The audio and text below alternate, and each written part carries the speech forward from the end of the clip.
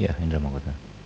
Terima kasih Yang Berhormat Menteri Datuk Ketua. Saya nak ke belakang sikit sebab sebelum Yang Berhormat Menteri masuk tajuk ni ada menyebut tentang kaedah untuk mencari sumber baru dari segi pendapatan ataupun revenue kepada kerajaan.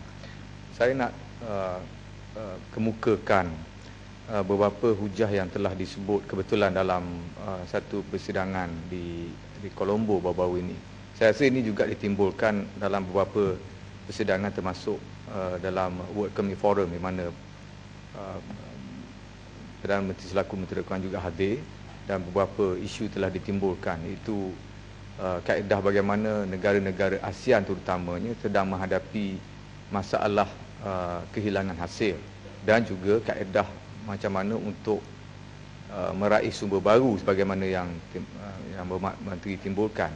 Yang saya nak tanya di sini lanjutan daripada pertanyaan mereka sebab mereka tidak mendengar kaedah yang kita gariskan untuk jangka masa 5 ke 10 tahun akan datang. Kaedah bagaimana kita cuba untuk menggantikan sumber baru atas kehilangan hasil yang kita juga tahu menyumbang kepada kadar defisit yang makin meningkat kerana hasil berkurang. Dan atas sumber baru ini, persoalan yang antara yang sangat mustahak disebutkan, Malaysia, negara kita dilihat begitu gairah menambah atau memperbanyakkan kaedah kita menawarkan pengecualian cukai dan juga tawaran-tawaran untuk menggalakkan asas pelabur asing atau pelabur luar untuk datang melabur ke dalam negara. Ini ditimbulkan dan perkara ini atau kaedah ini dilihat lebih menjurus kepada kehilangan hasil yang lebih besar lagi, terutama dari segi aspek pendapatan tradisi kita iaitu cukai yang patut kita pungut, terutama daripada pihak pelaburan asing yang datang ke dalam negara kita. Dan ini tidak ada satu penerangan dan saya rasa tidak keterlaluan kalau saya katakan dalam pembentangan belanjawan yang lalu oleh Perdana Menteri tidak menggariskan secara terperinci, malah secara kasar pun tidak ada kaedah kita untuk menutup kebocoran sekaligus menterjemahkan kaedah baru untuk menggantikan kehilangan hasil tersebut. Terima kasih.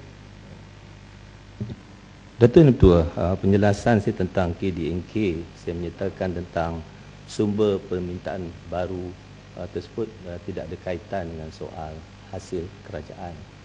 Kita melihat dalam konteks KDNK tersebut yang melibatkan semua negara sekarang sedang turun.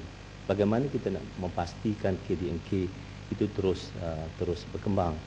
Dan di mana kita maklum bahawa KDNK itu adalah merangkumi penggunaan domestik, pelaburan swasta, perbelanjaan kerajaan dan juga dari segi net export. Bagi negara kita, kita masih mencapai pertumbuhan positif di sini. Dari segi net export umpamanya sehingga ini kita capai positif. Hanya bulan Ogos, September ni saya belum dapat jumlahnya. Tapi ini yang kita hadapi. Jadi kita mesti pastikan sekiranya kita kehilangan dari segi net export, kerana kita mesti jelas bahawa ekspor kita bukan secara direct semata-mata. Kalau secara direct dengan 5 negara yang berhadapan dengan krisis, ekspor kita hanya 1.5% dari keseluruhan ekspor. Dia tidak menjejaskan kita. Tetapi ada ekspor kita melalui negara ketiga, melalui Singapura, ASEAN dan juga China yang akhirnya akan sampai kepada pasaran di Eropah. Yang ini boleh menjejaskan dari segi permintaan ekspor kita. Jadi ini yang saya maksudkan. Dari segi hasil nanti kita akan bincang, biar saya bincang satu persatu. Nanti saya akan sampai. Yang Hormat